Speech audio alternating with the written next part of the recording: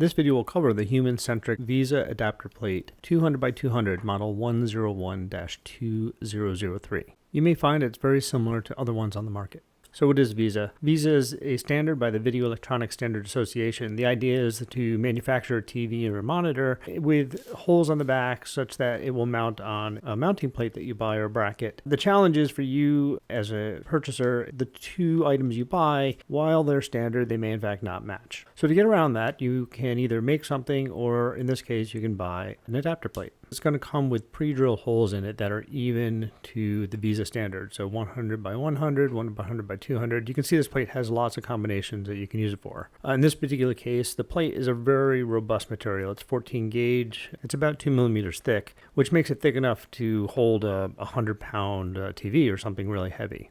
Another reason to buy a kit is it usually comes with a nice bolt selection and spacers to help you do the mount. In this particular install, I was mounting a Vivo quad monitor stand. This held 4 monitors, and 2 of the 4 monitors were 100 by 200 on their mounting plates, while all of the plates that came with the stand were 100 by 100. Another problem you'll encounter with VESA holes is that they could be mounted anywhere on the back of your monitor or TV. Sometimes they're on the bottom, sometimes they're in the center. So if you're mounting multiple devices and you're trying to level them out, an adapter plate can help you with that. The premise of the adapter is that the plate that goes with your stand will mount on the adapter plate, and then the adapter plate will be screwed onto your TV or monitor. So what comes in this kit? The first thing you get is the plate, some small adapter screws, which are actually M5. It comes with the lock nuts for those.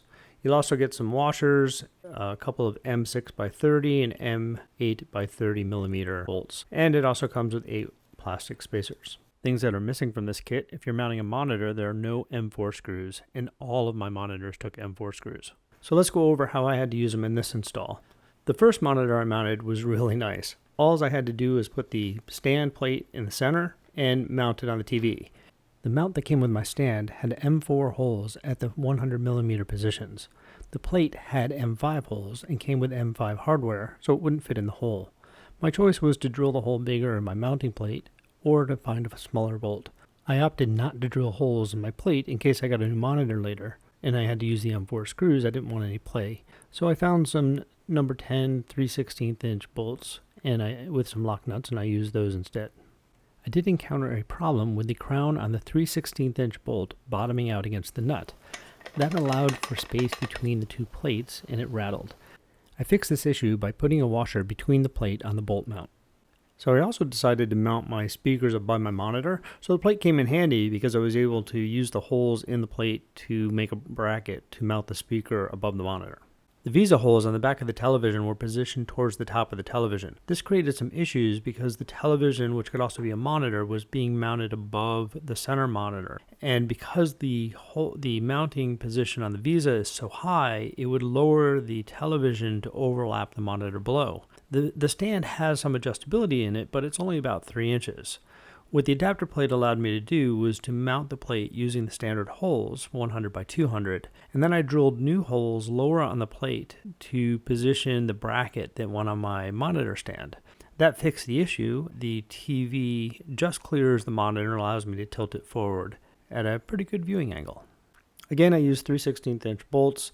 With the robust thickness of the plate, there's absolutely no problem with lowering the holes and having it mounted higher on the TV above. So the weight of the TV was no issue. Fortunately, my monitor stand came with these really nice thumb screws.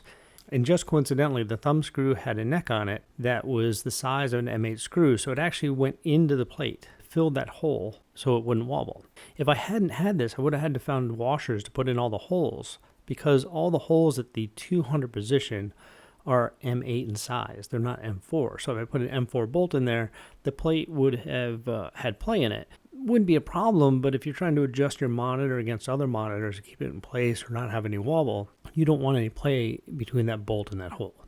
So was it worth buying the plate? Well, first off, the Humancentric, if you go look at their website, their prices are what I would consider very reasonable. You get a lot of material for the price. Check what size your VESA mounts use. If you're not using M8 or M6, then when you order this kit, you need to make sure you order or procure the right size bolt to go with your particular VESA holes. A very important issue that you have to deal with in mounting is the depth of the hole that the bolt goes into. Always screw the bolt in first and determine where the bottom of the hole is. You can use the spacers to consume some of the space and back off the depth of the bolt. So the spacer can go between the plate and the unit, or if it can go between the bolt and the plate. Or you can use some washers, but the important thing is that you don't force the bolt into the bottom of the hole, damaging your appliance. Overall, it did help accelerate the install of my new monitors, and it was well worth the money. I'll post a link to the video for the monitor stand assembly when it's ready.